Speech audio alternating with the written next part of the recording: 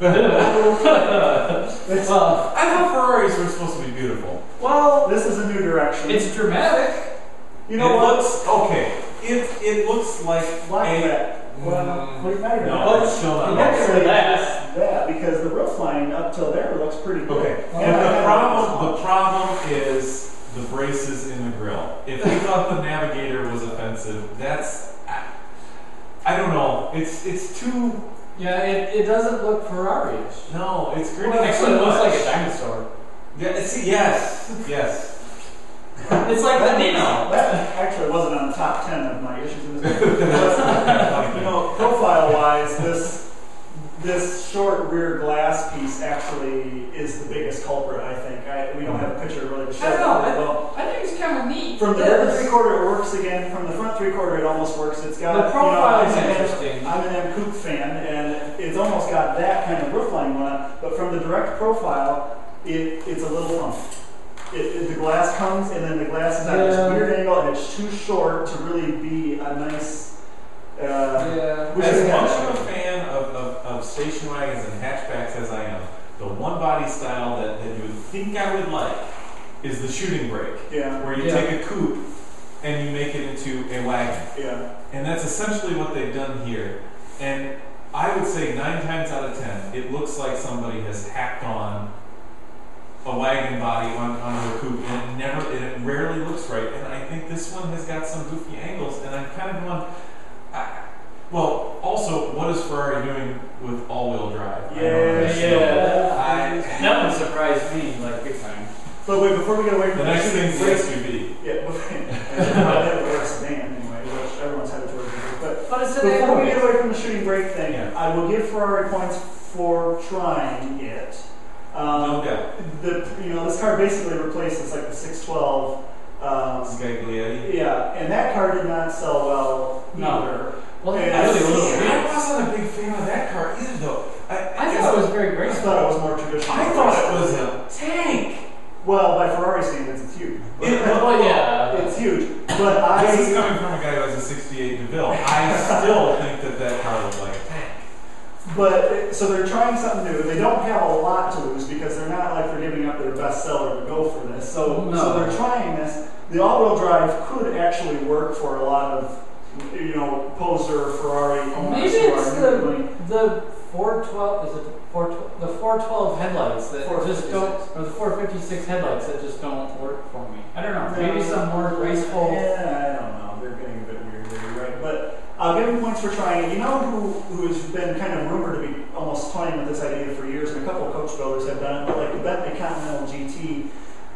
They can see that. Maybe something like that. And I think that kind of vehicle is more a candidate for going back to the shooting brake. Bentley owners would be a little more receptive to that. They're not doing track days or anything like that. Ferrari needs to be ultimate performance, and the added weight and that kind of thing here is not really in that vein. But I know with this car, they're going for a grand touring audience anyway, so I agree with you. I think one of the reasons a Bentley is a better fit for a shooting brake is this whole. Well, the shooting brake really originated in England, and it was a place for gentlemen to place their hunting rifles and that sort of thing. When you think of Italy, do you think of fox hunting? No. And so it's. I don't know if Italians know what to do with a gun.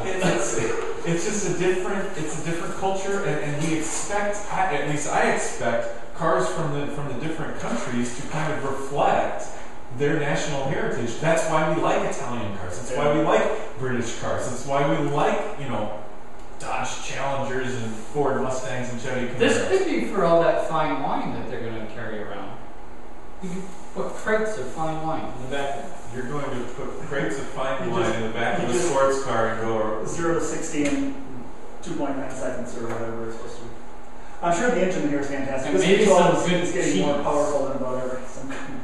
Whatever. I don't know. The whole idea is interesting. It's way different. I don't think anybody really Try it again, though. Try it again, Ferrari. I'd like to see it a little bit better. And not a bad idea. Bentley, you do it too. We'll see where this goes. Well, if they do it right. We've seen good coach-built shooting brake Bentleys. We've seen bad. It can go either way. Aston Martin might be able to. Aston Martin, but the past shooting brakes that I've seen from Aston Martin are absolutely hoarded vehicles. Absolutely hoarded. And I'm a fan of Aston Aston Martins, but shooting brakes, they should be able to try it. They should be able to pull it off. It's a British car, but I have low expectations. All right, next is, we haven't talked about this, so let's actually discuss here. I like 90% of this. Of course, this is kind of this is a concept, but they're definitely hinting that this is coming. Of course, this is the Alfa Romeo 4C, which is really an 8C hacked off like right there. Well, it's got a lot. And then they merged the Lotus with it. Well, it doesn't. The Lotus and the roof line is definitely see.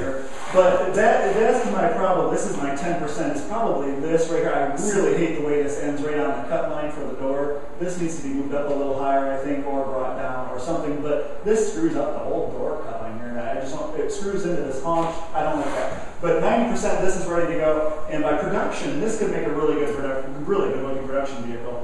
One that we could possibly even get here now that they're talking about bringing Alfa Romeo back. This actually, I thought when I first saw this, though, I was hoping this was like a $30,000 to $40,000 kind of slightly above Miata sort of fun car. It looks like they're talking this being more Boxster Cayman oriented in the 60 to 65, 70 grand area.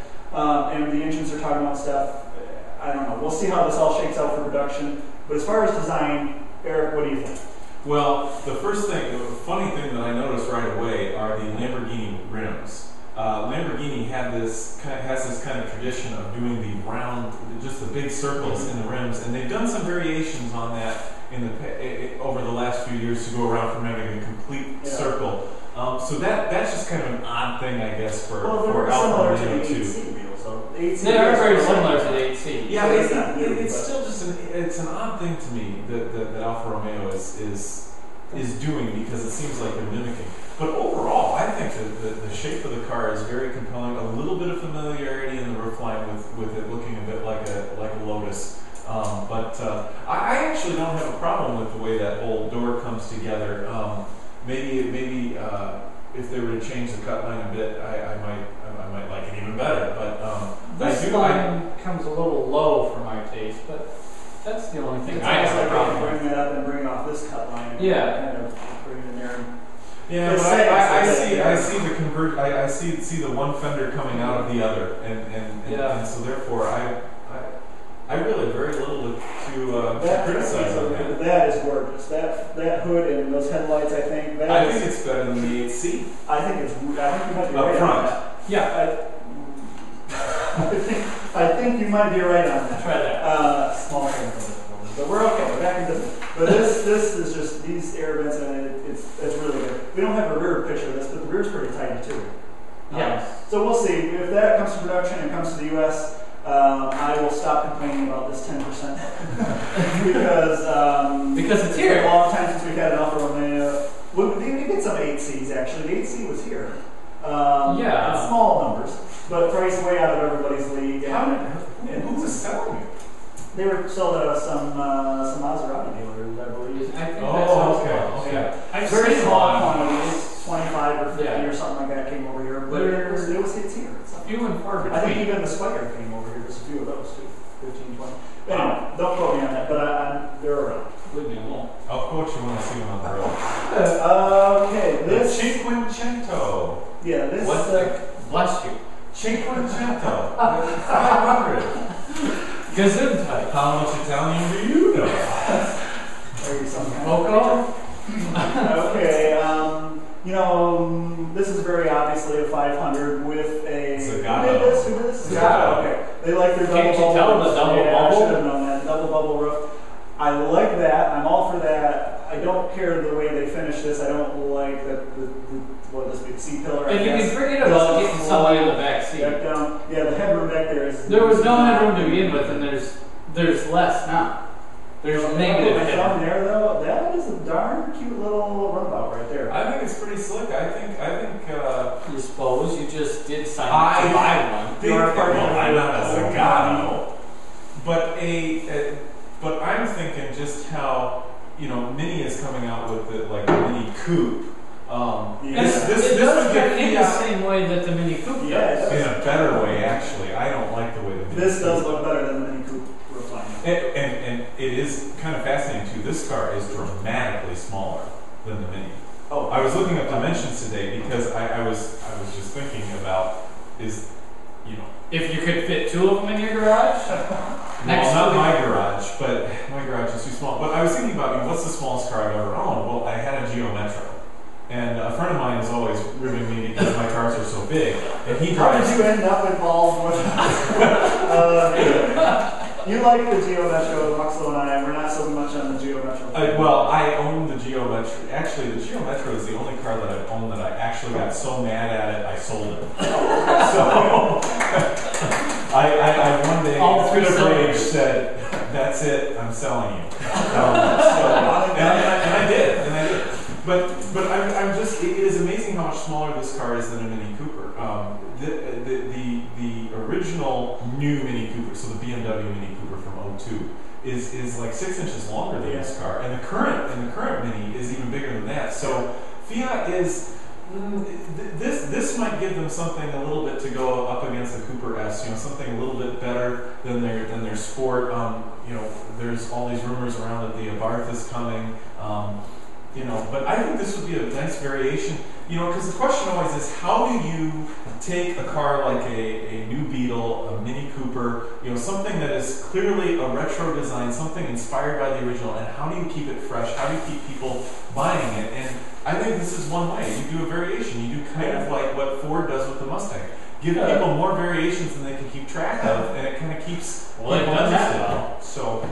Yeah, I'm all for it. I mean, just like it is, I wouldn't have any problems. Very interested to keep our eye on the 500 and see how that does here in the U.S. market. Gas prices are, from what we're seeing, going to be heading very high again this summer.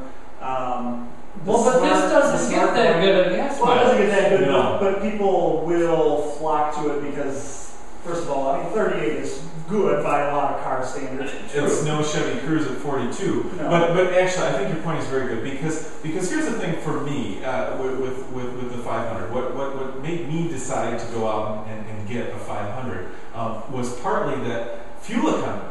And you start thinking about what is interesting out there that gets decent fuel economy that would be kind of fun, that has a lot of character, and then it's inexpensive to drive. And so people, even if it doesn't get that 42 miles per gallon like a Chevy Cruze and gets the 38, which really isn't very good, it still is some. It's not for that. Not for 101 horsepower. But at the end of the day, you've got something that has a lot of character. You've got something that's got a very strong design. Something The interior looks great. Yeah, and so it's something that you're going to probably still be in love with in 3 or 4 years, and not just a Chevy Cruze.